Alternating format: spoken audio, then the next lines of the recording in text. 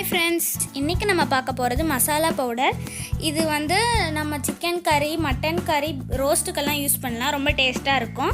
எப்படி செய்கிறதுன்னு பார்க்கலாம். இது நம்ம கடையில் வாங்குறதை விட டேஸ்ட்டாகவும் வாசனையாகவும் இருக்கும். நீங்கள் இதை வெஜ் கரீஸ் கூட யூஸ் பண்ணலாம். இதோட இன்க்ரீடியன்ட்ஸ் என்னென்னு பார்க்கலாம். ஷாஜீரா, பட்டை, பிரியாணி இலை, கிராம்பு, அதிப்பு, நல்ல மிளகு, ஜீரகம், ஏலக்காய், ஜாதிப்பத்திரி, மஞ்சள், கொத்தமல்லி, பெருஞ்சீரகம், வெள்ளை கசகசா, சிவப்பு மிளகாய், அப்புறம் காஷ்மீரி சில்லி. ஒரு பெரிய கனமுள்ள பாத்திரத்தில் எடுத்து வச்ச இன்க்ரீடியன்ஸை போட்டு நல்லா வறுத்துடலாம். பாத்திரம் நல்லா சூடானதுக்கப்புறம் போட்டு வறுத்துடலாம். ஃபஸ்ட்டு நம்ம கொத்தமல்லியை வறுத்துடலாம். நான் 1/2 கிலோ மல்லி எடுத்திருக்கேன். மல்லியோட வாசனை வர வரைக்கும் நல்லா வறுத்துருங்க. உங்களால் டைரக்ட் சன்லைட்டில் காய வைக்க முடிஞ்சுன்னா 3 வாட்டி வாஷ் பண்ணி வடிகட்டி காய வச்சுருங்க. அதுக்கப்புறம் லைட்டாக ரோஸ்ட் பண்ணால் போதும். இப்போ நம்ம பெருஞ்சீரகத்தை வறுத்துடலாம். நான் பெருஞ்சீரகம் 1/4 கிலோ சேர்த்துருக்கேன். பெருஞ்சீரகத்தை எப்போ வறுத்தாலும் லோ ஃப்ளேமில் வச்சு தான் வறுக்கணும், இல்லைன்னா அது தீஞ்சு போனது மாதிரி ஆகிடும்.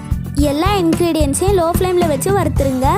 கை பொறுக்கிற சூடுக்கு லைட்டாக வறுத்தா போதும். அதுக்கப்புறம் பிளேட்டில் ட்ரான்ஸ்ஃபர் பண்ணிடுங்க. இப்போ காஞ்ச மிளகாயும் காஷ்மீரி சில்லியும் வறுத்துருங்க. காஞ்ச மிளகாவோட நெட்டு பகுதியை எடுத்துருங்க. காஷ்மீரி சில்லி 50 கிராம், அப்புறம் காஞ்ச மிளகாய் நான் 100 கிராம் எடுத்திருக்கேன். காஷ்மீரி சில்லி மசாலாவுக்கு காரத்தை கம்மி பண்ணுது, கலரையும் கொடுக்குது. இப்போ இதை பிளேட்டில் கொட்டிடலாம். இப்போ ஹோல் கரம் மசாலாவையும் வறுத்துருங்க. ஸ்லோ ஃப்ளேமில் வச்சு நல்லா வறுத்துருங்க. பிரியாணி இலையும் ஷாஜீராவும் சேர்க்கும்போது கறிக்கு ஒரு நல்ல ஃப்ளேவர் கிடைக்குது. இந்த மசாலா பவுடரை எல்லா வகையான பிரியாணிக்கும் யூஸ் பண்ணலாம். ஹோல் கரம் மசாலாஸை பிளேட்டில் கொட்டிடலாம். இப்போ மஞ்சளையும் லோ ஃப்ளேமில் வறுத்துருங்க. மஞ்சளை லைட்டாக தட்டி போட்டுட்டு வறுத்துடலாம். மஞ்சளையும் இந்த பிளேட்டில் கொட்டிட்டு எல்லா இன்க்ரீடியன்ஸையும் நல்லா ஆற விட்டுருங்க.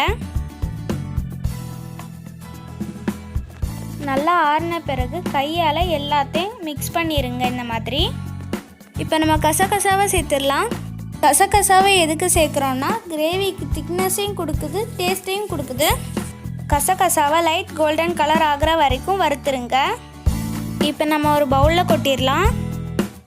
கசகசாவையும் நல்லா ஆற விட்டுருங்க. இதையும் இப்போ பிளேட்டில் கொட்டிடுங்க. எந்த இன்க்ரீடியன்ஸையும் தீஞ்சு போகாமல் வறுத்துருங்க.